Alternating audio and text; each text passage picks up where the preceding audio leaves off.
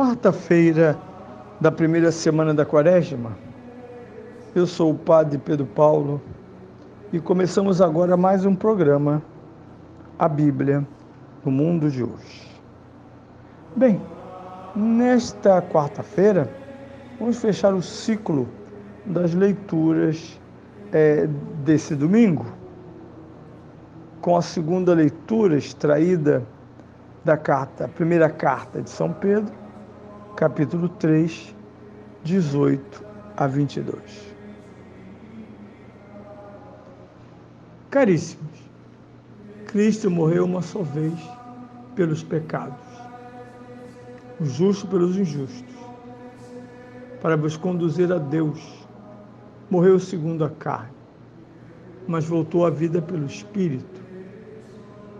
Foi por esse Espírito que ele foi pregar aos espíritos que estavam na prisão da morte e tinham sido outrora rebeldes, quando nos dias de Noé, Deus esperava com paciência enquanto se construía a arca, na qual poucas pessoas, 8 apenas, se salvaram através da água.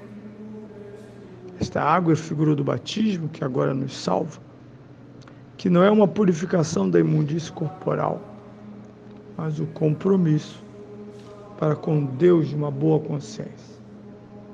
Ele vos salva pela ressurreição de Jesus Cristo, que subiu aos céus, está à direita de Deus, tendo sob o seu domínio os anjos, as dominações e as potestades. E essa primeira carta de São Pedro, como também a segunda, ela é magnífica, porque ela traz elementos originais do querigma, ou seja, do anúncio apostólico. Jesus jamais é visto como uma simples figura histórica, porque esta figura histórica é o Verbo feito carne, que, portanto, não descreve somente um elemento biográfico, mas salvífico. Se trata do Deus homem, Jesus de Nazaré. Ele é colocado no contexto da Quaresma porque ela chama a atenção para os elementos próprios da Quaresma que desembocarão no Tríduo Pascal. Ele morreu uma só vez pelos pecados. E essa sentença primeira do querigma, a segunda sentença unida a esta, de modo indissociável, e por nós ressuscitou, ou por nós e para nossa salvação ressuscitou. Portanto, a primeira parte do querigma apostólico é a morte de Jesus. Morte expiatória, morte no nosso lugar. Os latinos chamavam de vicários, aqueles que substituíam outros em tarefas, sentenças e até penas. Haviam pessoas que pagavam outras para cumprirem a própria penitência. Nós usamos o termo vicários para dizer que um termo substitui a outro de modo correto. Pois bem, a morte de Cristo substitui nossa morte, morte pelo pecado. Vale a pena ler o Catecismo da Igreja Católica quando nos fala das 3 formas de morte. Primeiro, a morte natural, a que estamos todos sujeitos. É tolice dizermos, se eu morrer. Não, morrerei. Posso até dizer quando, também às vezes é enigmático. Eu jamais coloco a hipótese de não morrer, não existe. Porque a morte é própria das criaturas, portanto, chamadas de mortais. A segunda forma de morte no catecismo é aquela vinda do pecado. Falamos então de pecados mortais.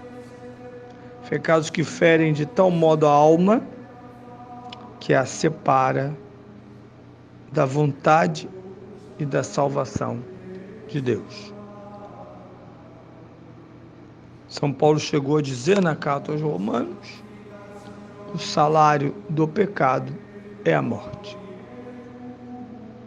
Tanto que esta morte será objeto da terceira e última faceta compreensiva sobre a morte, que é a morte de Cristo, a morte cristã, a novidade da morte de Cristo, morte que leva à vida. Pessah, morte que nos passa desta vida, a vida divina, aqui e agora. Morte esta que é causa dos sacramentos. O principal é aquele do corpo e sangue do Cristo. Por isso, é tão quaresmal desenharmos esses dias como dias da única morte de Cristo. Por isso é um engodo, são dois engodos. O primeiro é dizer que Cristo morre em cada missa. Não, ele já morreu uma vez por todas. O segundo engodo é retirar a morte de Cristo da missa. E temos uma festa, bate-palmas, rebolados, uma verdadeira farra, como se a morte de Cristo não estivesse presente em cada santa missa. Mesmo porque no sacramento da Eucaristia proclama-se a morte e a ressurreição de nosso Senhor Jesus Cristo. Para isso, o apóstolo São Pedro constrói uma narrativa catequética a partir de Noé, que ouvimos na primeira leitura. Ele diz: até Noé éramos rebeldes.